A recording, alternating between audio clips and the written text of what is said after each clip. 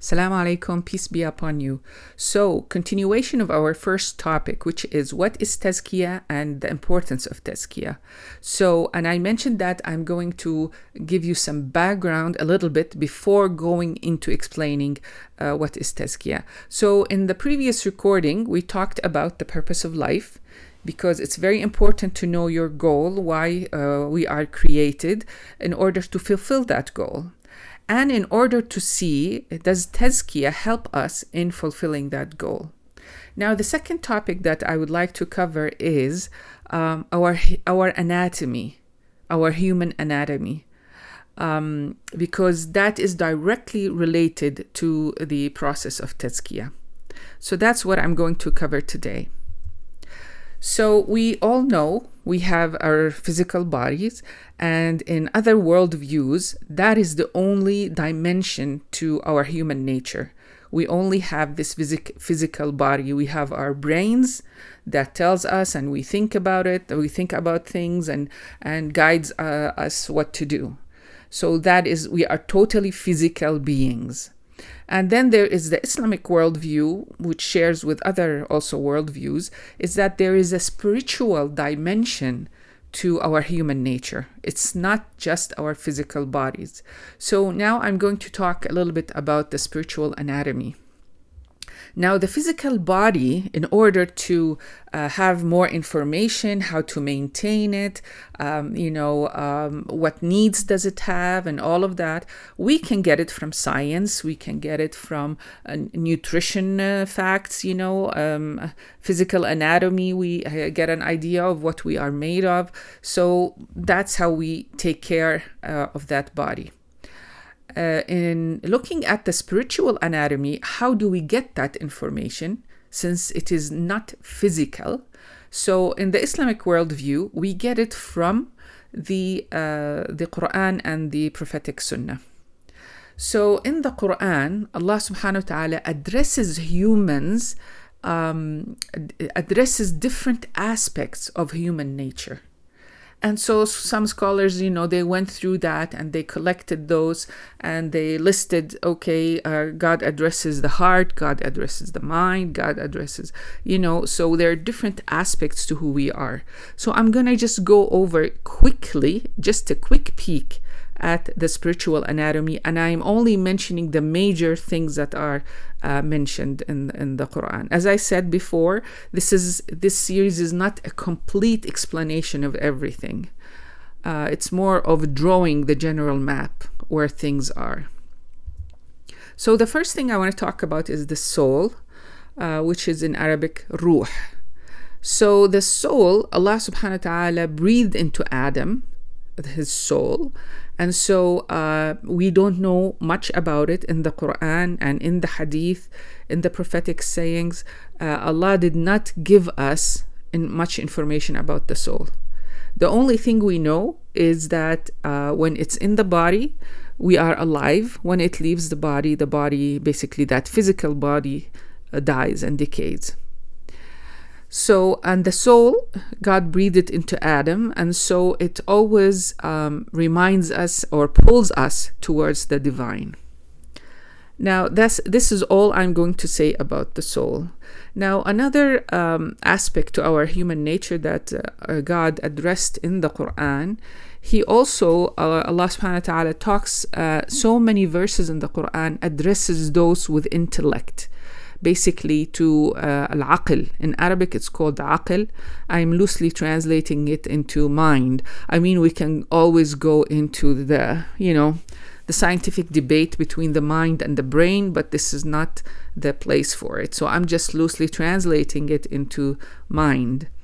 And al-aql is basically the entity that basically goes through the logic, goes through the analysis, learns the science, the math, and so on. And it controls basically the body, what the body needs to do or to function.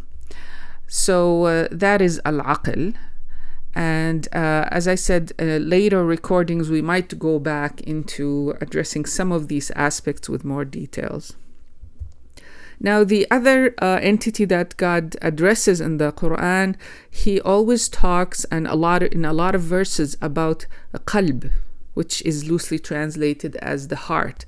And we don't mean the flesh organ that is the heart, but scholars say it is connected to that organ.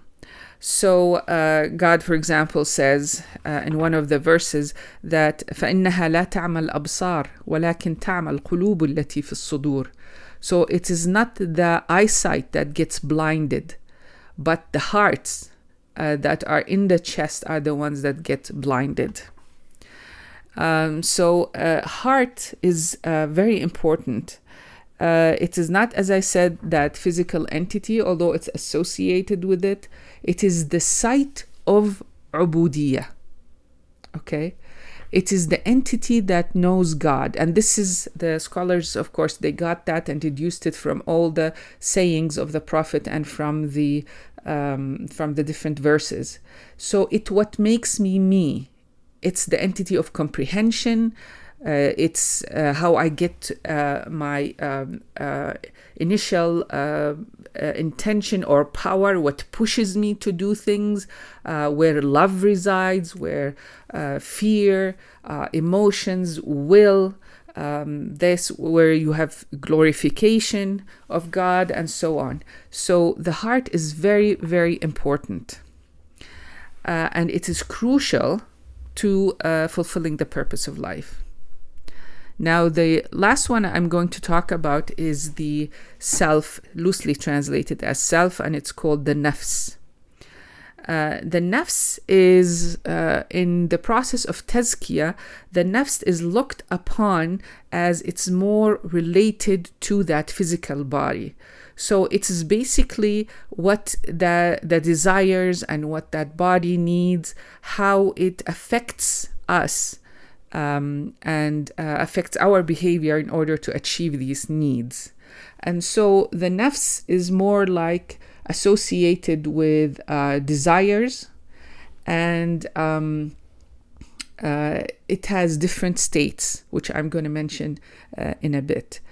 Now, these are the only ones I'm going to mention, although there are other ones, al-lub, al-sadr, and then there are so many, things, and scholars have went into explaining each one of these and explaining the relationship between them, and there's a lot written on this. But my purpose of this is not to give you in-depth knowledge about each one of these. It's just to draw your attention to the complexity of human nature in the Islamic worldview. It is not just our physical bodies, and how these are affected by Tazkeyah, because Tazkeyah deals with these different aspects to our nature. So I'm just going to go a little bit explanation about the heart and the nafs.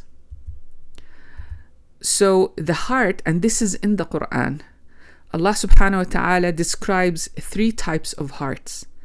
There's the dead heart, there's the opposite of the dead heart is the sound heart, and in the middle there's the fluctuating heart, which is called the sick heart.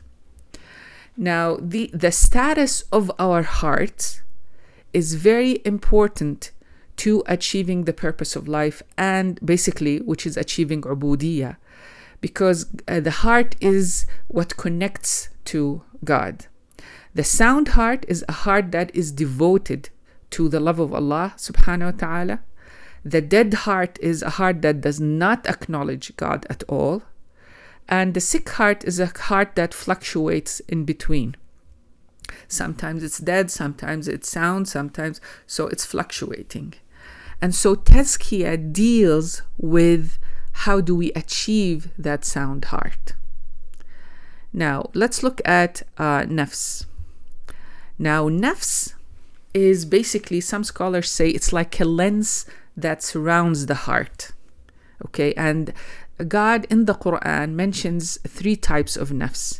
There is the serene nafs, which is the nafs that is nafs al-mutma'innah, which is the nafs that is like a sound heart. It reflects the sound heart. And then you have the enjoining of evil nafs, nafs al-ammara bis-su'. This is the nafs that keeps telling humans basically to do things that are not good. That is the opposite of the serene. And then there's the fluctuating one, like the heart, which is the reprimanding nafs, and nafs al-lawwama, which keeps telling us, no, don't do this. What you're doing is, I did something bad, something of the sort. So, of course, in Tazkeyah, you want to cultivate that serene nafs, because then it engulfs the heart and becomes sound heart. And then it has, the best relationship with Allah subhanahu wa ta'ala. So that is all that I'm going to say for this recording, just to introduce these different aspects of human nature. And inshallah, in the next recording, I will talk about Tazkiyah and how it affects these different elements. Thank you, and God bless.